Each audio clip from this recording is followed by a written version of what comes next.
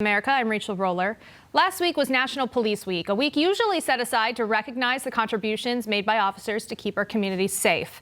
But it's been a trying time for law enforcement officers across the country as calls for defund the police continue. So joining us now to discuss is NYPD Sergeant and founder of Blue Lives Matter, Joe Imperatis, and also the most recognizable guardian angel and New York mayoral candidate, Curtis Sliwa. Thank you both for joining us. Pleasure.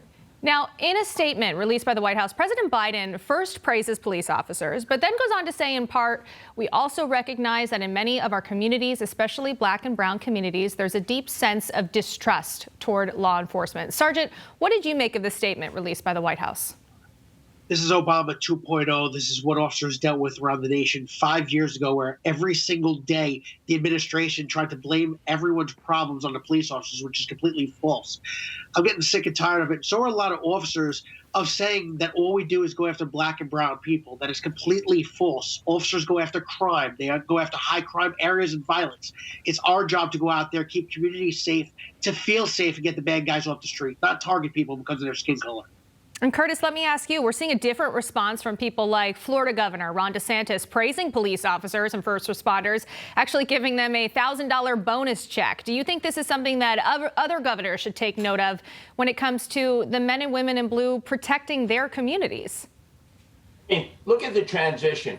Before Mr. Floyd was killed in the streets of South Minneapolis by members of the Minneapolis Police Department, remember, not all police officers, they were essential workers police. We were applauding them at night, along with healthcare workers, firefighters, EMTs, and rightfully so. They were heroes. Then we turned them into zeros. And the politicians have been stepping all over them ever since. And Governor DeSantis in Florida needs to be praised. But I think more importantly, the President of the United States issued this addendum to the proclamation talking about how police are feared in black and brown communities. 80% of blacks, when polled, have said they want more police. What is he talking about? And this in a week in which 4 police officers have been killed in the line of duty. 2 in California, 1 in his home state of Delaware. And Joe knows, because I and Joe were there for the wake and the funeral burial of a hero NYPD police officer who was killed by a woman in a traffic accident in which she plowed into him as he was doing traffic control after she had just done a rap song about killing cops. You would have thought the President of the United States would have mentioned the sacrifices of these heroic police officers in the line of duty during Police Appreciation Week. Sergeant Imperatis, let me ask you, let's rewind a bit. When President Biden was sworn in, he spoke a lot about unity, and that was the nation as a whole. But considering the rise in crime that we're seeing right now, you know, Curtis just touching on that a bit, but in New York City with slashings in the subway, or as we reported earlier in the show, Chicago, at least 48 people were shot just over the weekend. Where do you think the focus should be as far as unifying police and the communities that they serve? Well, as a Democrat, that's their playbook. That's their number one option they go to, is claim unity, but do everything they can to destroy people from coming together. This may be one of the worst summers, especially in New York City and Chicago, that people have seen, with the detriment of police officers ever since the water bucket incident, the disregard, the disrespect. It's just gotten worse. See, officers want to go out there every day. They want to do their job. They love what they do. But it's getting harder every single day to put on their uniform and smile when all they do is get villainized by all these politicians and misinformed people. I've said it over and over again. Go out there and then end up hurting officers, just like that woman who killed Officer Sakos, just like the individual that killed Ramos and Lou from Baltimore. It's got to stop, because mentally ill people are listening. And these actions are going to have terrible repercussions, which unfortunately happen to be the lives of officers being lost. Now, Curtis, you're the founder of the Guardian Angel. You pledge to keep people safe. If you are, in fact, elected mayor of New York City, how would you fix the high crime rate in the city and continue to keep people safe while still supporting the police department?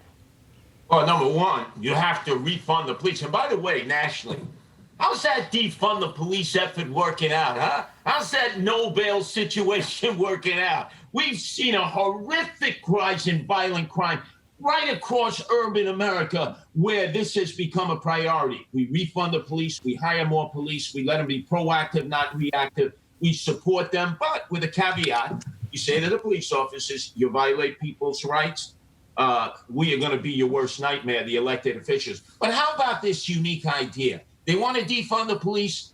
like Joe knows, why do they have armed security police officers assigned to them 24 hours a day?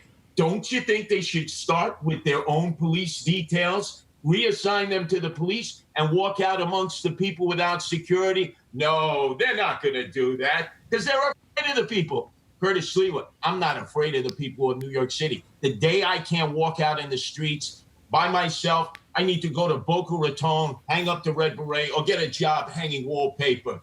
They need to lead by example. They are fake, phony, fraudulent hypocrites when they have armed security and they want to deprive it of the people who walk in the streets, ride the subways, or try to have a nice day in the park. Hypocrisy that a lot of people point out. I have about 30 seconds left. Sergeant, let me ask you, switching gears a bit. On Saturday, New York City Pride organizers said that correction and law enforcement exhibitors will not be allowed to march in the parade or participate for at least 5 years. Not only has the NYPD provided protection every year, they also have their Gay Officers Action League for close to 40 years. And not even to mention the gay officers. Was this a good idea or a bad idea? Real quick. It was terrible, and I'm very good friends with the Gold President, Brian Downey, and I really support him 100% for going out there, standing up for his members. If we want to be all-inclusive, we don't go and start taking people away and not inviting people. That's the number one thing you don't do. But I support the Gold officers. They're amazing. They've done great work for the community and the police coming together and informing both sides of what needs to be known. And we're going to get this back on track, and I know Brian's out there working very hard to correct this. Yeah, that was a bold move there made over the weekend. All right, Curtis Sliwa and Sergeant Joan Paradis, thank you so much for joining us. Thank you. Pleasure. We're in solidarity, Joe. Support the police. All right, you're watching Wake Up America. We'll be right back.